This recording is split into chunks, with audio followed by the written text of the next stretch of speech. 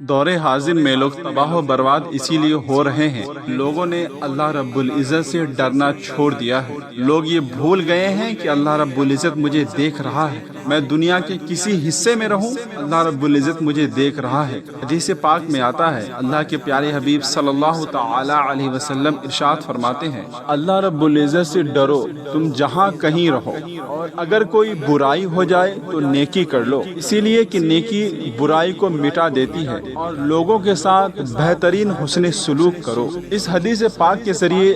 ہمیں معلوم چلتا ہے کہ اللہ رب العزت ہر جگہ ہر حالت میں ہمیں دیکھ رہا ہے، ہر حالت میں ہمیں دیکھتا ہے، ہمارے سارے کام اللہ رب العزت دیکھتا ہے، بلکہ ہمارے دل میں اٹھنے والے ہر ایک وسوسے سے اللہ رب العزت واقف ہے، اور اللہ رب العزت ہی کے دست شفقت میں ہماری موت اور حیات ہے، صحت اور تندرستی ہے، بیماری اور خوشی ہے، غم اور مالداری ہے، امیری اور غریبی ہے، بلکہ ہمارے دنیا کے تمام معاملات اللہ رب العزت کے دست شفقت میں ہے۔ اللہ رب العزت اس بات پر قادر ہے کہ ایک پل میں انسان کی زندگی کو آباد کر دے، اور اس بات پر بھی قادر ہے کہ ایک پل میں انسان کی زندگی کو تباہ و برباد کر دے۔ اس لیے ہمیں ہمیشہ اللہ رب العزت سے ڈرنے کی ضرورت ہے، اور اللہ رب العزت کی رضا کے موافق ہمیں اپنی زندگی گزارنے کی ضرورت ہے، اور نبی پاک صلی اللہ تعالی علیہ وسلم کی ایک ایک سنتوں پر ہمیں عمل کرنے کی ضرورت ہے۔ اسی میں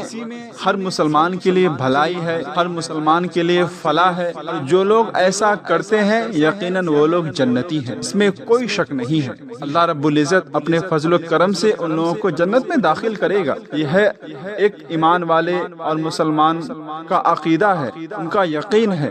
اور جب انسان سے کوئی گناہ کبیرہ سرزد ہو جائے، یا کوئی گناہ کبیرہ وہ کرنا چاہے، جیسے شراب پینا، شرک کرنا، سود کھانا،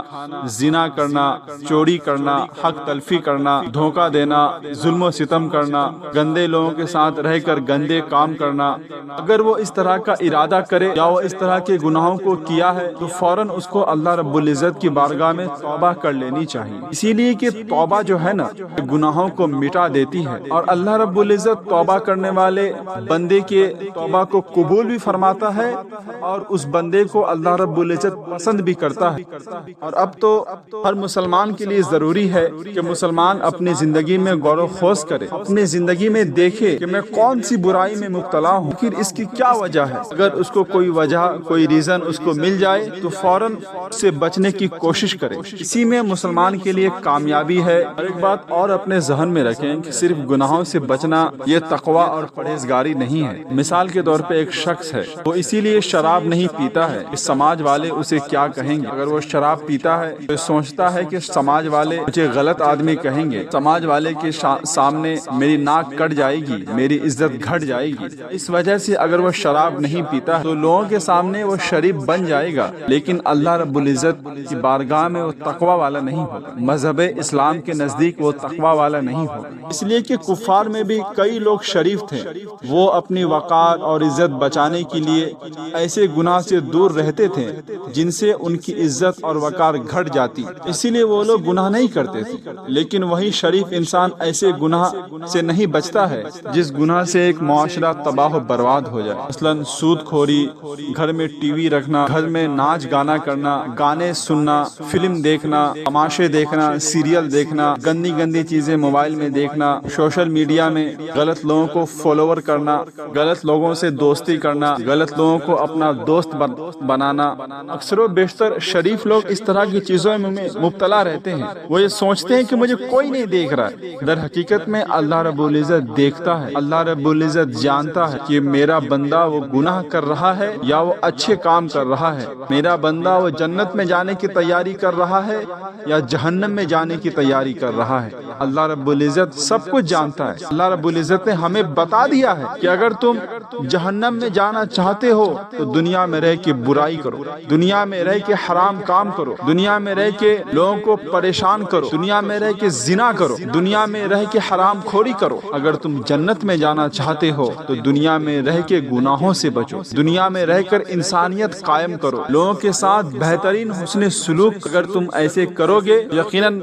میں تم کو جنت میں بھیجوں گا۔ لیکن آج کل دور حاضر میں تمام لوگ یہ بھول بیٹھے ہیں، لوگ وہی کرنا پسند کرتے ہیں جو وہ چاہتے ہیں، وہ اپنی مرضی میں شریعت کے احکام کو بھول جاتے ہیں، وہ صرف اور صرف اپنی مرضی کے مطابق کام کرتے ہیں۔ اللہ رب العزت ایسے لوگوں سے اور ایسے فکر سے مسلمانوں کی حفاظت کرے۔ آج آپ دیکھ رہے ہیں یورپ کنٹری کے لوگوں کی کیا حالت ہو گئی ہے، کیا کیفیت ہو گئی ہے۔ امریکہ میں جو شراب ہے وہ چائے کی طرح پی جاتی ہے، اور وہاں کے کھانوں میں، وہاں کے ڈشز میں شراب کو استعمال کیا جاتا ہے۔ وہاں کوئی اتنی شراب پیے کہ اس کو نشہ نہ چڑھے وہ شریف انسان کہلاتا ہے، اور اگر کوئی شراب ہی نہ پیے، شراب کو عیب سمجھے، ان لوگوں کے نزدیک وہ انسان گھٹیا اور گوار کہلاتا ہے۔ وہ لوگ اس کو شریف نہیں سمجھتے ہیں، اس کو گھٹیا لوگ ان کو گھٹیا سمجھنے لگتے ہیں، ان کی تعظیم و تکریم نہیں کرتے ہیں۔ وہاں شراب کو اس طرح عام کر دیا گیا ہے کہ لوگ چائے کی طرح وہاں شراب پیتے ہیں، اور وہاں کی عورتوں کا چھوٹے چھوٹے لباس پہننا یہ شرافت کہلاتا ہے۔ وہاں کی عورتیں جتنی چھوٹی چھوٹی کپڑے پہنیں گے، لوگ ان کو اتنی ہی زیادہ مہذب سمجھتے ہیں، اتنی ہی زیادہ شریف سمجھتے ہیں۔ اس لیے آج یورپ ممالک میں کپڑے اتنے چھوٹے ہو گئے ہیں کہ بیچارے کپڑے بھی پریشان ہیں کہ آخر میں کروں تو کیا کروں۔ وہاں غیر محرم کے ساتھ ہاتھ ملانا، ان سے گلے ملنا، ان کے ساتھ گھومنا پھرنا، یہ سب کچھ وہاں پر ہی شرافت کی علامت، عزت دار لوگوں کی علامت ہے۔ اور جب برائیوں کو شرافت کی علامت سمجھ لیا جاتا ہے تو وہ قوم تباہ و برباد ہلاک ہو جاتی ہے۔ اس لیے ہم اور آپ دیکھتے ہیں کہ وہاں اکثر و بیشتر طلاق کے مسئلے ہوتے ہیں۔ اکثر و بیشتر لوگ 1 سال 2 سال رہتے ہیں، پھر ان کے درمیان طلاق ہو جاتا ہے، لوگ ایک دوسرے کو چھوڑ دیتے ہیں۔ بہت سارے ایسے آپ کو بچے مل جائیں گے جن کے والدین کا عطا پتہ کچھ بھی نہیں ہے، وہ لاوارث ہیں اور لاوارث والی زندگی گزار رہے ہیں۔ ان لوگوں نے زنا کو، شراب کو، عصمت ریزی کو، سود خوری کو، ظلم و ستم کو عام کر دیا ہے۔ وہاں شاید ہی کوئی ایسا مل جائے جو ان سب گناہوں سے بچا ہوا ہو۔ بہت کم ایسے لوگ ملتے ہیں جو اس طرح کے گناہوں سے محفوظ ہوں، اور یقیناً وہی لوگ جنتی ہوں گے جو گناہ ہونے کے باوجود بھی آس پاس گناہیں ہو رہی ہے، اس کے باوجود بھی وہ گناہوں سے بچ رہے ہیں، یقیناً سمجھ جائیں وہ لوگ جنتی ہیں۔ ان لوگوں کے اندر انسانیت باقی ہے، ان لوگوں کے اندر خوف خدا باقی ہے، جو گناہوں پر قدرت رکھنے کے باوجود بھی وہ گناہ نہیں کر رہے ہیں۔ اور ایسی بات نہیں ہے کہ وہاں کے لوگ غریب ہیں، وہاں کے لوگوں کے پاس کافی مال ہے، ان کے پاس کافی دولت ہے، پھر بھی ان لوگوں کی زندگی بے چینی اور بے سکونی کے ساتھ گزرتی ہے۔ یہ لوگ اپنے آپ کو خوش رکھنے کے لیے کلبوں میں جاتے ہیں، پارٹیوں میں جاتے ہیں، ڈیٹنگ کرتے ہیں۔ جب یہ لوگ واپس لوٹتے ہیں تو وہی بے چینی، وہی پریشانی، وہی ڈپریشن، وہی اسٹریس ان لوگوں کو ستانے لگتا ہے۔ یہ لوگ خوشی وہاں تلاش کرتے ہیں جہاں خوشی عارضی ہوتی ہے، ٹیمپروری ہوتی ہے، پھر وہ عارضی خوشی میں کئی بار ان لوگوں کو پریشانیوں کا سامنا کرنا پڑتا ہے۔ اور یہی حال دیکھ لیں وہ قوم جو ان لوگوں کے کلچر کو اپنا رہی ہے، ان لوگوں کے لائف اسٹائل کو فالو کر رہی ہے، وہ لوگ بھی تباہ و برباد ہو رہی ہے۔ آج ایشیا ممالک کا جائزہ لیا جائے تو وہاں بھی بہت سارے ایسے گھر مل جائیں گے جو لوگ ویسٹرن کلچر کو اپنا رہے ہیں، جو لوگ سکون وہاں تلاش کرنا چاہتے ہیں جہاں خوشی نہیں ہے، یعنی غلط کاموں میں اپنے آپ کو مبتلا کر کے وہ لوگ خوش رہنا چاہتے ہیں۔ اللہ رب العزت ویسے لوگوں سے مسلمانوں کی حفاظت کرے اور ان لوگوں کو ہدایت دے کہ وہ لوگ اللہ رب العزت سے ڈریں اور ایمان والے بن جائیں، اور گناہوں سے بچنے کے بعد اللہ رب العزت کی بارگاہ میں جائیں، توبہ کریں۔ توبہ کا دروازہ کھلا ہوا ہے، ابھی بند نہیں ہوا ہے۔ جب توبہ کا دروازہ بند ہو جائے گا، انسان لاکھ کوشش کرے گا، اس کی توبہ قبول نہیں کی جائے گی، اس کے توبے کو رد کر دیا جائے گا، چاہے وہ اسی حالت میں مر کیوں نہ جائے۔ اسی لیے ابھی توبہ کا دروازہ کھلا ہوا ہے۔ مسلمان کے لیے ضروری ہے کہ مسلمان اللہ رب العزت کی بارگاہ میں روئے، گر گرائے، اپنے گناہوں کی مغفرت طلب کرے۔ یقیناً اللہ رب العزت اپنے بندوں کی توبہ کو قبول بھی فرماتا ہے اور اس کے گناہوں کو معاف بھی کرتا ہے۔ شرط یہ ہے کہ انسان خلوص کے ساتھ، عاجزی انکساری کے ساتھ اللہ رب العزت کی بارگاہ میں توبہ کرے۔ اور متقی انسان